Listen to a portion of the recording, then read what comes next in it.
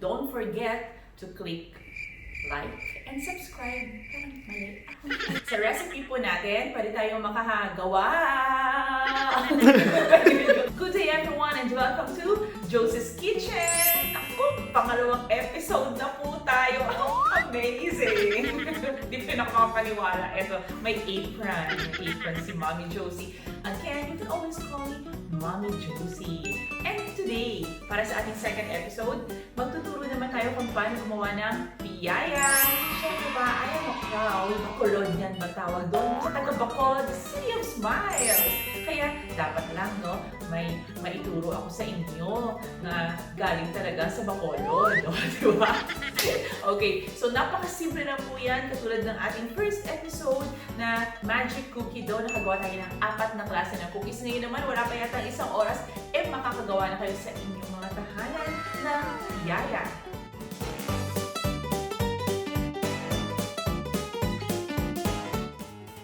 Para sa ingredients ng ating dough,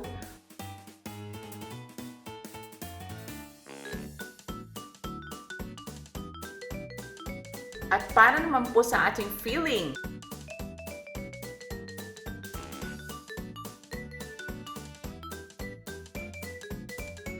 so let's start. Siyempre, unahin na po natin ang ating dough.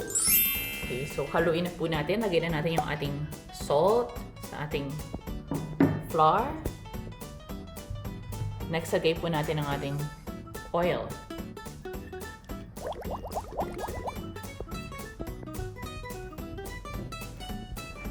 Sunod po natin ang ating butter.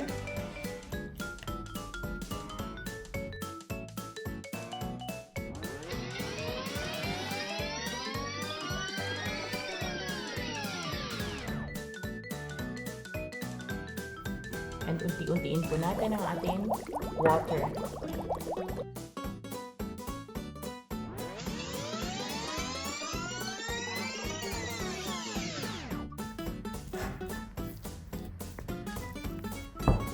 Then, imasa po natin ito ng mga 5 minutes.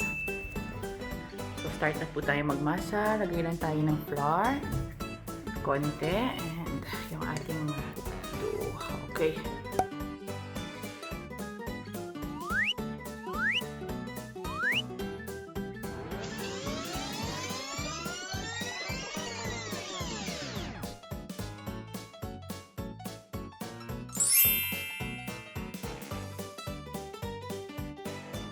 Ito na po yung ating dough.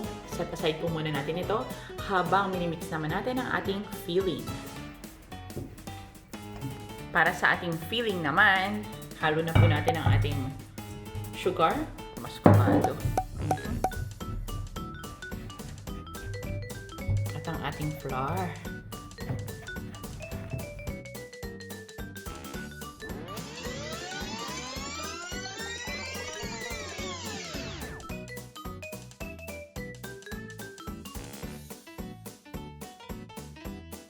Make sure lang po natin na walang mga buo-buo.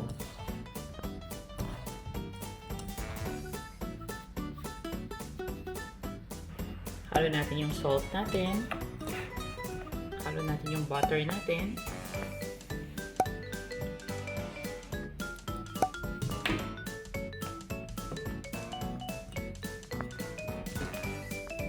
Unti-unti po. Water.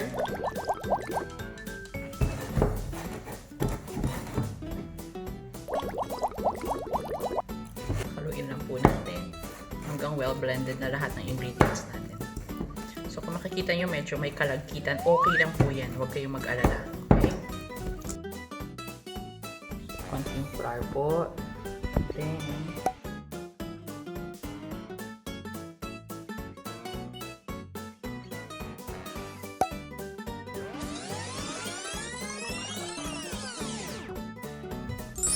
para naman sa filling natin. So, lagyan na ng konting flour ulit.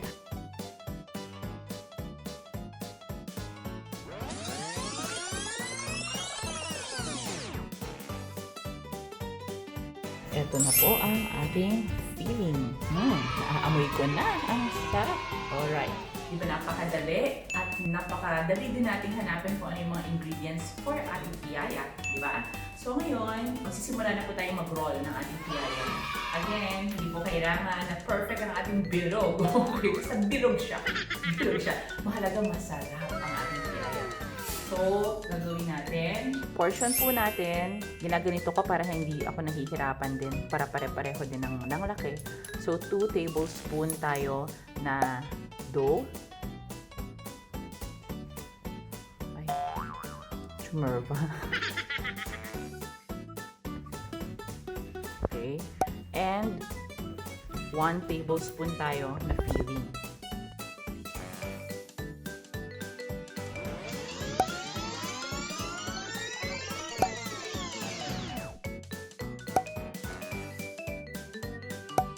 Next, ilalagay na po natin ang ating filling sa gitna ng ating dough. Okay, simple lang po yan, yung ating dough. Ito po, and then ilalagay na natin sa gitna yung ating filling, then close.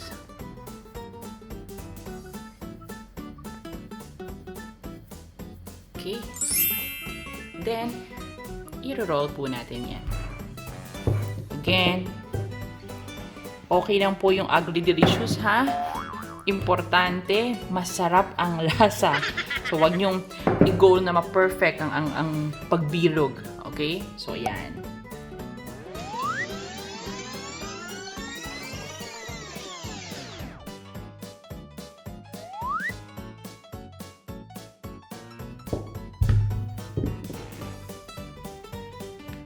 Hindi siya bilog, heart siya.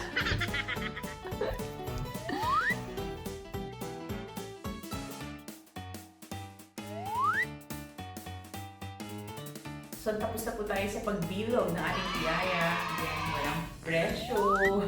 Kahit hindi siya perfect na bilog. Importante, yung lasa.